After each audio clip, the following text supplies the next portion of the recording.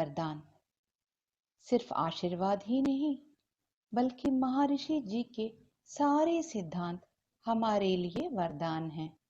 ये तो हम सब जानते हैं। चाहे उनका व्यायाम हो, कायकल्प हो, आत्मनिरीक्षण हो या ध्यान हो, महर्षि जी की बताई गई हर चीज, सिखाई गई हर बात हमारे लिए वरदान है।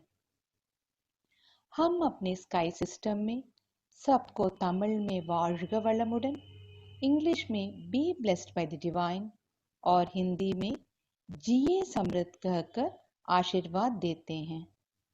हमें पहले ये देखना है कि जब भी किसी को आशीर्वाद देते हैं तो ये शब्द यंत्रवत यानी मैकेनिकली तो नहीं निकल रहा। आशीर्वाद दीजिए तो बिल्कुल अपनी अंतरात्मा से दीजिए।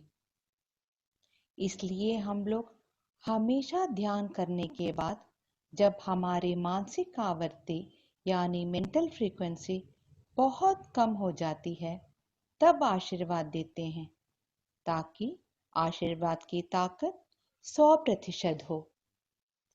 हमारी सामान्य मानसिक आवृत्ति 14 से 40 साइकिल पर सेकंड बीटा में होती है। जब हम आज्ञा चक्र या धैर्य चक्र में ध्यान करते हैं तो हमारी मानसिक आवृत्ति 8 से 13 तक यानी अल्फा तक आ जाती है। जब हम धैर्याधीतम ध्यान करते हैं तो हमारी मानसिक आवृत्ति 4 से 7 यानी थीटा तक आती है। और जब हम शुद्ध शून्य मंडल में विलीन हो जाते हैं तो हमारी मानसिक आवृत्ति 1 से 3 यानी डेल्टा तक आ सकती है। इसलिए जब भी हम ध्यान करने के बाद जिसको भी आशीर्वाद देते हैं तो वो आशीर्वाद ठीक उस इंसान तक जा पहुंचती है। ध्यान हमारे मन को शांत करने में हमारी मदद करता है।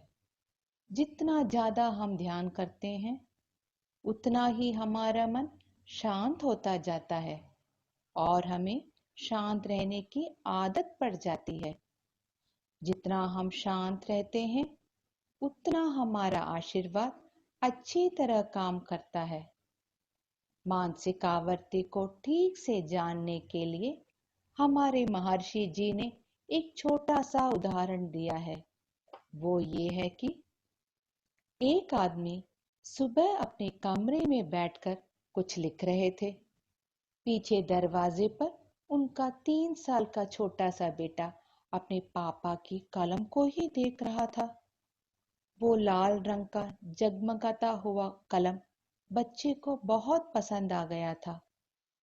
उस आदमी को दफ्तर के लिए निकलना था तो उन्होंने देखा कि उनका छोटा बेटा उनकी कलम की तरफ ही देख रहा है।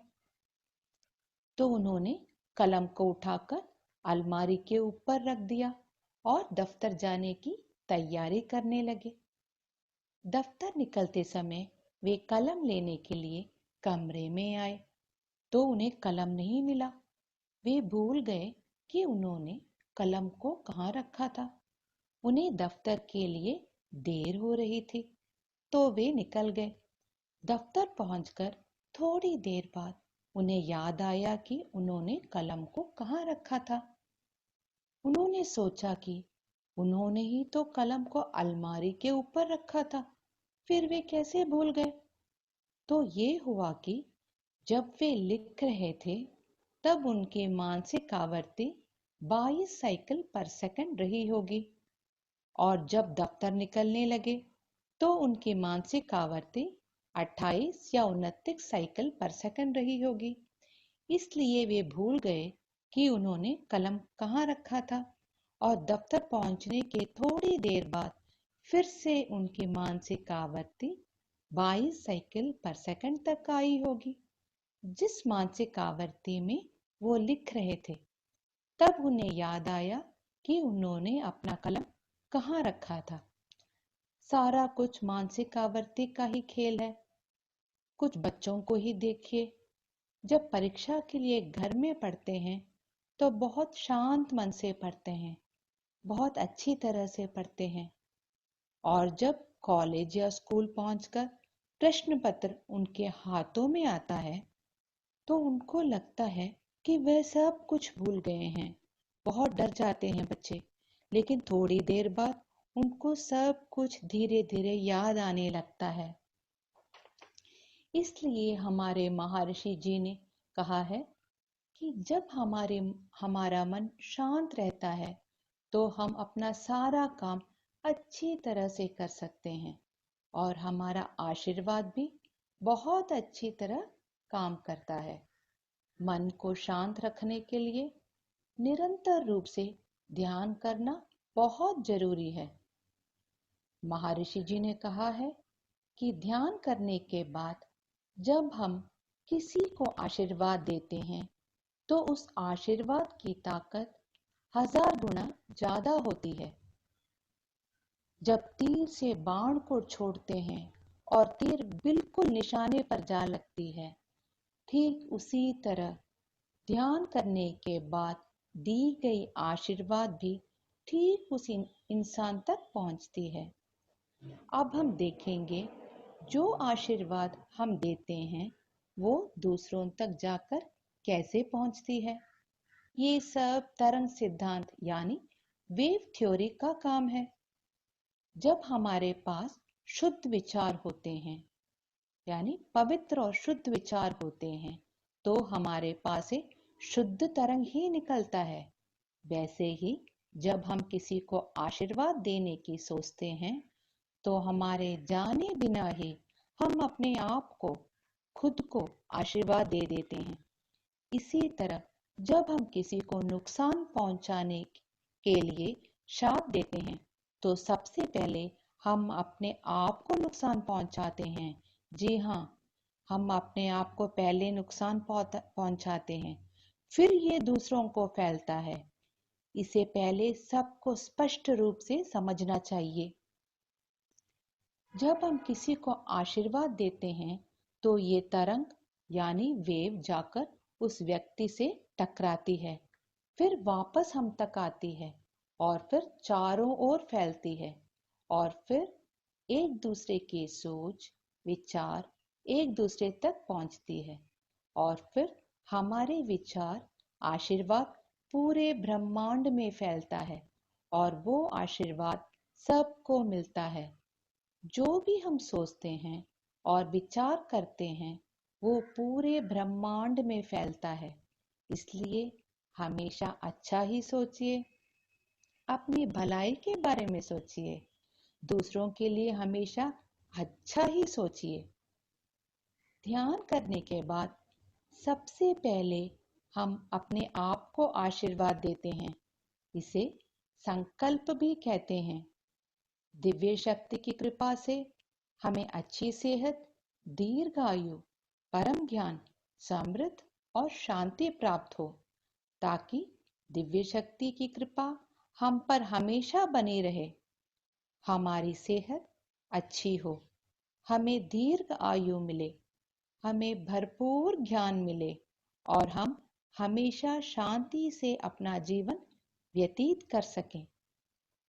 जब हम स्वस्थ रहेंगे, शांत रहेंगे, तभी हम अपने परिवार की देखभाल अच्छी तरह से कर सकते हैं। इसलिए हमें निरंतर रूप से व्यायाम, कायकल्प, आत्मनिरीक्षण और ध्यान करना चाहिए। संकल्प के बाद सबसे पहले हम अपने जीवन साथी को आशीर्वाद देते हैं। हमें जो जीवन साथी मिले हैं वो हमें अपने ही कर्मों की वजह से मिले हैं, जिनके साथ हमें अपनी पूरी जिंदगी बितानी है। इसलिए हमें हमेशा एक दूसरे के साथ दोस्त बनकर रहना चाहिए। हमें हमेशा हमेशा अपनी सारी बातें अपने जीवन साथी के साथ ही शेयर करते हैं। इसलिए जितना ज्यादा हम अपने जीवन साथी को आशीर्वाद देंगे, उतनी ही हमारे विचार उन तक पहुंचेगी और उनके विचार हम तक। जब पति पत्नी एक दूसरे को अच्छी तरह समझकर समायोजन सहनशीलता और त्याग की भावना से जिएंगे तो किसी के जीवन में भी कोई कठिनाई नहीं आएगी।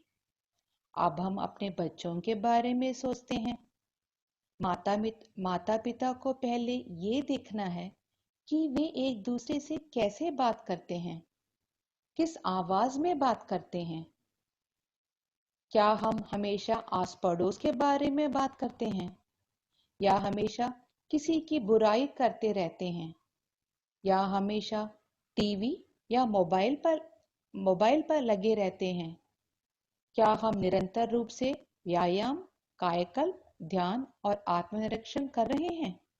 ये हर एक चीज हमारे बच्चों पर असर करती है। तो हमें क्या करना चाहिए? पहले खुद को बदलने का प्रयास करना चाहिए। रात को रोज सोने से पहले हमें आत्मनिरीक्षण करना है कि हम कहाँ ठीक हैं और कहाँ गलत। क्योंकि हमारे बच्चे हमें देखकर ही तो सारी बातें सीखते हैं। हमारे जो भी कर्म हैं वो हमारे बच्चों को जाती है।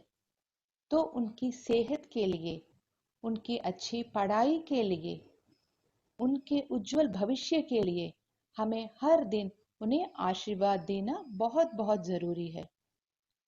हम हम ये भी कर सकते हैं, जब हमारे बच्चे सो रहे होते हैं, बिल्कुल उनके पास जाकर धीरे से उनसे ये कहिए, बेटा आप बहुत अच्छे हो, आप बहुत ध्यान से पढ़ाई कर रहे हो, आप बहुत गुणी हो, आप अपने सारे कर्तव्य अच्छी तरह से निभाओगे, दैव शक्ति सदैव आपके साथ है, जिए समृद्ध कहकर रोज उनको आशीर्वाद दीजिए। ये आशीर्वाद, ये सकारात्मक ऊर्जा उनके अवचेतना मन में काम करने लगेगा और एक एक करके उनमें बदलाव आएगा। जितना हम अपने बच्चों को आशीर्वाद देते हैं, उतना ही उन पर हमारा भरोसा और बढ़ता है। हमें अपने बच्चों पर और ज्यादा प्यार और विश्वास आता है। बच्चों की सोच बदलती है और वे आगे बढ़ते हैं। अगले हम आते हैं अपने भाई बहनों की तरफ। जो सिद्धांत कर्मा हमें अपने माता पिता से मिले हैं, वही हमारे भाई बहनों को भी मिले हैं।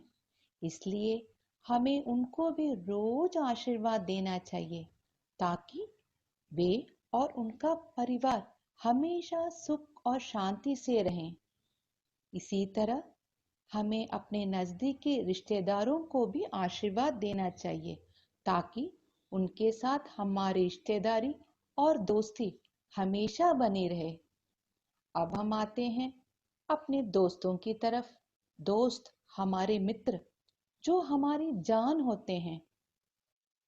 आजकल सब देखिए, हम सब लोग अपने अपने रिश्तों को छोड़कर अलग अलग शहरों में रह रहे हैं। तो दोस्त ही तो हैं जो हमारे सुख और दुख में हमारे साथ होते हैं। हर बात में हमें प्रोत्साहित करते हैं, हमारी मदद करते हैं। हमें अपने दोस्तों को कभी भी नहीं भूलना चाहिए। उनके हमेशा उनको हमेशा अपने अंतरात्मा से आशीर्वाद देना चाहिए। हमें उन्हें भी रोज आशीर्वाद देना चाहिए, जो हमारे साथ कार्यालय में रोज काम करते हैं, ताकि उनके साथ हमारे संबंध अच्छे हों और सबके साथ एक दोस्ताना रिश्ता हो। अब हम आते हैं उनकी तरफ जो हमें अपना दुश्मन समझते हैं। जन्म से तो कोई दुश्मन नहीं होता, लेकिन कुछ गलतफहमियों की वजह से कुछ ऐसा हो जाता है कि वे हमें अपना दुश्मन समझने लगते हैं। लेकिन हमें कभी भी उन्हें अपना दुश्मन नहीं समझना चाहिए, बल्कि दोस्त समझकर रोज उन्हें आशीर्वाद देना चाहिए, क्योंकि वो तो सिर्फ एक यंत्र हैं जो हमारे बुरे कर्मों को मिटाने आए हैं। वो जब हमें ठेस या दुख पहुंचाते हैं और हम दुखी होते हैं, तो हमारे बुरे कर्म मिटने लगते हैं, लेकिन वहीं पर उनके बुरे कर्म बढ़ने लगते हैं। उन्होंने हमारे बुरे कर्मों को मिटाने में हमारी मदद की है, इसलिए हमें उन्हें माफ करके धन्यवाद करना चाहिए और रोज आशीर्वाद देना चाहिए, ताकि उनके बुरे कर्म कम हो जाएं और वे खुशहाल जिंदगी जिएं और हमारी दोस्ती फिर से उभर आए। अगर हम सुबह उठते ही रोज जिए संसार, जिए संसार, जिए समृद्ध 10 बार कहते हैं, तो ये सकारात्मक ऊर्जा यानी पॉजिटिव एनर्जी पूरे ब्रह्मांड में फैलती है, तो हमारे जीवन में बहुत बदलाव आता है। जो हमसे अनजान हैं, उन्हें भी हम आशीर्वाद देकर अपना दोस्त बना सकते हैं। कैसे?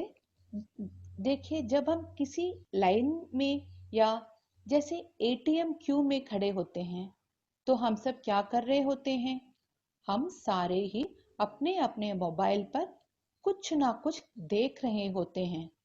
इससे अच्छा है कि हम उन लोगों को मन ही मन आशीर्वाद दें जो हमारे साथ खड़े हैं। तो क्या होता है? हमारी सकारात्मक विचार, सकारात्मक ऊर्जा उन तक पहुंचती है, तो वे हमें देखकर मुस्कुरा सकते हैं और हमारे साथ दोस्ती का हाथ बढ़ा सकते हैं। हमें हमेशा कारण और प्रभाव यानी कॉज एंड इफेक्ट को ध्यान में रखते हुए अपनी जिंदगी बितानी चाहिए, ताकि कभी भी हमारे विचार, शब्द या काम की वजह से हम अपने आप को या किसी और को अभी या भविष्य में कोई हानि ना पहुंचाएं। हम अभी कोई गलत विचार रखते हैं या कोई गलत बात या काम करते हैं और सोचते हैं कि हमें कौन देख रहा है या हमसे कौन पूछेगा, तो हम बहुत गलत सोच रहे हैं। हमारी एक गलत विचार, एक गलत बात, एक गलत काम आज नहीं तो कल जरूर प्रभाव लाएगा। अगर हम पर प्रभाव नहीं हुआ तो हमारे बच्चों पर या उनके बच्चों पर जरूर प्रभाव पड़ेगा। तो उस हिसाब से हमें जीवन व्यतीत करना है जो हमें और हमारे वंश को हमेशा खुशी दे। हमारे जीवन का मकसद क्या है? सुख और शांति से रहना, खुशी से रहना। ये सब हमें कैसे मिलेगा? जब हमारी और हमारे परिवार की सेहत अच्छी हो, सबकी दीर्घ आयु हो, सबको परम ज्ञान मिलता हो और हमारे जीवन में सुख और शांति हो, तो हमें खुशी मिलती है।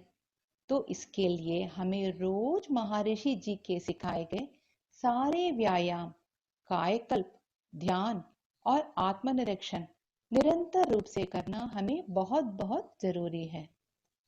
अगर हम चाहते हैं कि ये खुशी सबको मिले, तो हमें अपने स्काई योगा को सब तक पहुंचाने का प्रयत्न करना चाहिए, ताकि हमारे आस पड़ोस वाले, हमारे रिश्तेदार और सभी लोगों की जिंदगी में भी हमेशा सुख और शांति हो।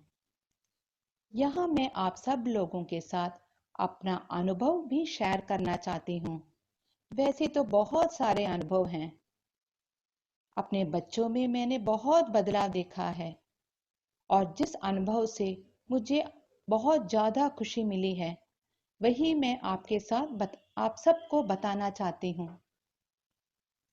मेरे पति ने कायकल्प कोर्स किया है, लेकिन शुरू शुरू में वे बिल्कुल नहीं करते थे।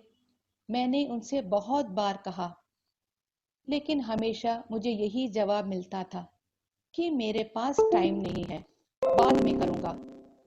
शाम को ऑफिस से आते ही कहती थी कि सिर्फ 5 मिनट कायकल्प कर लीजिए, फिर चाय पीजिएगा। लेकिन उनका जवाब वही होता था, मैं अभी अभी थक कर ऑफिस से आया हूं और तुम कुछ ना कुछ कहती रहती हो। मुझे बहुत दुख होता था। क्योंकि उनका ब्लड प्रेशर जरा सा हाई था। फिर मैंने कहना ही छोड़ दिया, क्योंकि मैं बार बार कहती थी तो उनको गुस्सा आता था, इसलिए मैंने कहना छोड़ दिया। सिर्फ आशीर्वाद देने लगी।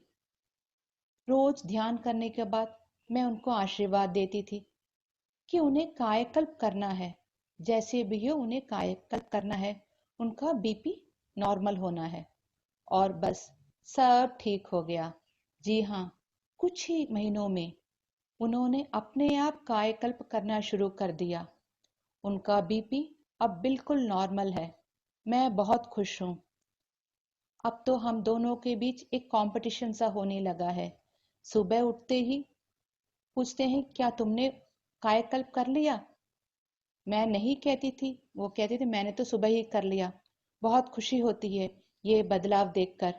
मैं स्काई सिस्टम में आने के बाद मेरे घर में बहुत बदलाव आया है, बहुत ज्यादा। बहुत खुश हूँ। मेरे बच्चे खुश हैं। मेरे परिवार में हमेशा सुख और शांति है। हम लोग बहुत खुश हैं। मेरे परिवार खुश है और मुझे और क्या चाहिए। धन्यवाद। आप सबका बहुत बहुत धन्यवाद। मुझे आज ये भाषण सुनाने का अवसर देने के लिए मैं विश्व समुदाय सेवा संघ को बहुत बहुत धन्यवाद कहना चाहूंगी। जिए संसार, जिए संसार, जिए समृद्ध, வாழ்க வளமுடன்। வாழ்க வளமுடன், जय समृद्ध।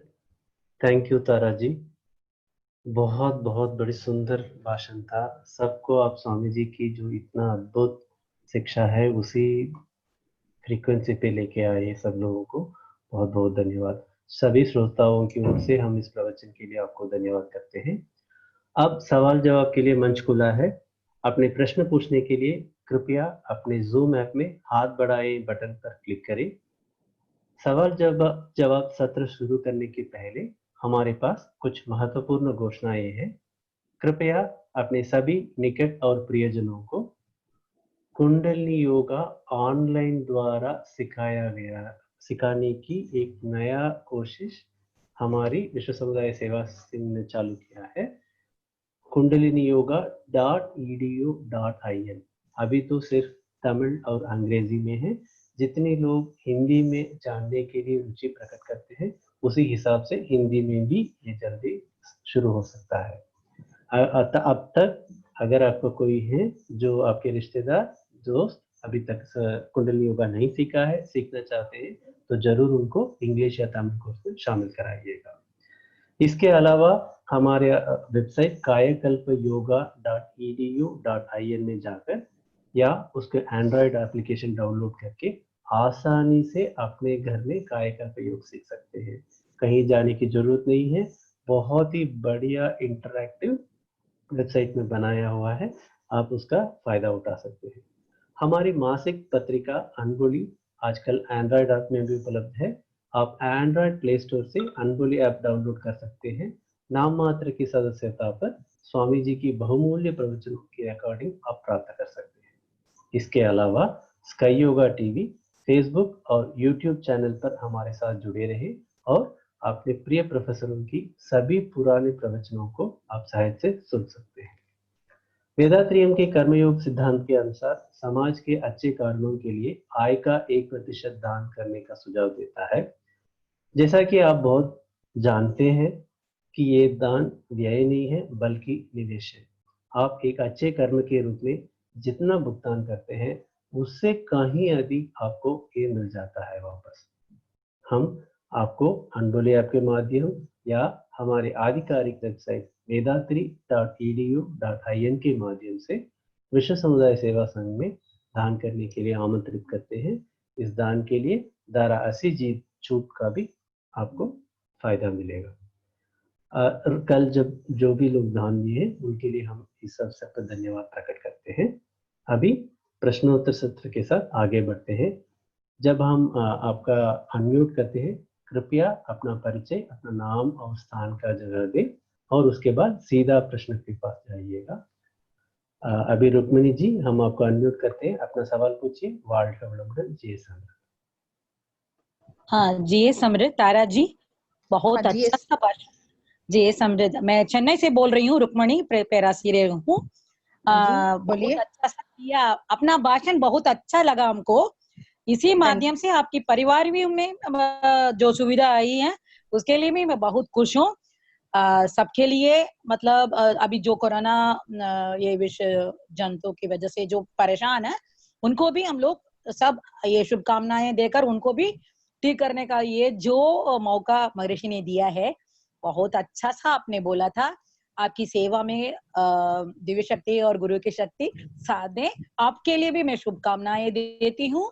जी समृद्ध, जी समृद्ध, धन्यवाद जी। धन्यवाद, बहुत बहुत धन्यवाद जी, बहुत बहुत धन्यवाद। रुक्मिणी जी कुछ सवाल है? सवाल नहीं है, उनको शुभकामनाएं देने के लिए बोला, उनकी भाषण बहुत अच्छा लगा। धन्यवाद मैम, जय समृद्ध। अभी अगला हैंड है शंकरम्माल जी, उनको हम अभी अनम्यूट कर रहे हैं। शंकरम्माल जी जरा अपना हम हमारी तरह से अनम्यूट कर चुके हैं। जी வாழ்க வளமுடன்। जी समृद्ध। दारा जी का वो बहुत बढ़िया था, आपका स्पीच बहुत बढ़िया था और आपका अनुभव शेयर किया वो भी बहुत बढ़िया था। हमारा भी ऐसा फैमिली में बहुत प्रॉब्लम था, तो आशीर्वाद का वजह से हमारा फैमिली में चेंजेस हुआ। ये हमारा ही अभी एक्सपीरियंस हुआ था ऐसा। तो स्वामी जी का कृपा से अभी सब अच्छा से चल रहा है। सो आपका शुभकामना है दारा जी। வாழ்க வளமுடன்। வாழ்க வளமுடன், जी समृद्ध, बहुत बहुत धन्यवाद। शंकरम्माल जी कुछ सवाल है आपको? सवाल नहीं है जी, बहुत बढ़िया था, वो शेयर करनी थी। मैं चेन्नई से बोल रही हूँ। Thank you madam. Thank you. வாழ்க வளமுடன்। नेक्स्ट अभी अगला हाथ है उमाशंकर जी को, हम उनका भी अनम्यूट कर रहे हैं। कृपया अपना सवाल पूछिए सर। नमस्कार, मैं வாழ்க வளமுடன், मैं उमाशंकर बैंगलोर से बात कर रहा हूँ। जी बोलिए। जी समृद्ध। बहुत अच्छा था आपका प्रवचन आशीर्वाद के बारे में। एक्चुअली आशीर्वाद मीन्स इंग्लिश में ब्लेसिंग्स बोलते हैं ना, ब्लेसिंग्स। हाँ जी जी। ओके, आपने एक सुनाया था हमारा बच्चों को हम ब्लेसिंग्स देना है उसके भलाई के लिए करके। अभी मैं मेरा क्या है, ये ब्लेसिंग्स एक्चुअली हम वो सोने के टाइम में देना है या अर्ली मॉर्निंग सुबह देना है, कैसा है टाइमिंग्स? आप अर्ली मॉर्निंग उठते हैं ना, तो जैसे भी आप ही लोग पहले उठते हैं, पेरेंट्स ही उठते हैं, तो मैं ऐसा करती हूँ, बच्चे जब सो रहे होते हैं सुबह सुबह अर्ली मॉर्निंग हम पहले अपने आप को मैं अपने आप को पॉजिटिव एनर्जी देती हूँ कि मैं सारा काम अच्छा करूंगी, आज मेरा सब कुछ अच्छा होगा। फिर वार्ग वैयगम 10 टाइम्स कहती हूँ, जिये संसार जिये 10 टाइम्स कहती हूँ। उसके बाद उन दोनों का आशीर्वाद देती हूँ, दोनों बच्चों को मैं। Okay okay.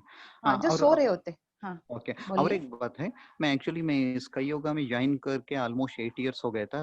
बीच में मैं डिसकंटिन्यू कर लिया था। अभी मैं रेगुलरली कायकल्प करता हूँ, प्लस ऑल्सो एक्सरसाइजेस करता हूँ, बट मेरा वो मेडिटेशन का टच निकल गया है अभी, क्योंकि वो आज्ञा सभी मैं भूल गया, ऑलमोस्ट लाइक मेडिटेशन नहीं कर रहा हूँ फ्रैंकली स्पीकिंग। अभी हम वो किसी सेंटर को जाके करके कंटिन्यू करना है या ब्लेसिंग्स हम ऐसे ही दे सकते हैं ना? कुछ ये रूल्स है उसका? एक नरेश जी आप बता दीजिए जरा। उमाशंकर जी, आप ध्यान करके कल्याण की कामना करना है या आशीर्वाद देना है, या बिना ध्यान के कल्याण की कामना करना है, दोनों में उसका फल मिलेगा। बट ध्यान के साथ जब आप उस ध्यान खत्म होते हुए जब आप ये आशीर्वाद देते हैं, वो बहुत पावरफुल रहता है, बहुत स्ट्रांग रहता है। जैसे आप कोई बाण छोड़ते हैं, आराम मतलब हाथ से फेंकते हैं, या कोई एरो बो में रख के एरो छोड़ते हैं, तो जितना तेज जाता है वैसा ही आपका कल्याण, जो भी कल्याण की कामना की लहर निकलता है, वो ध्यान के बाद बहुत पावरफुल निकलता है। बस इतना ही फर्क है। बट ये नहीं मतलब कि अगर मैं ध्यान नहीं किए बिना किसी को कल्याण की कामना या आशीर्वाद नहीं दे सकता हूँ, नहीं है, आप दे सकते हैं, बट ध्यान के साथ वो और पावरफुल हो जाता है, बस उतना ही।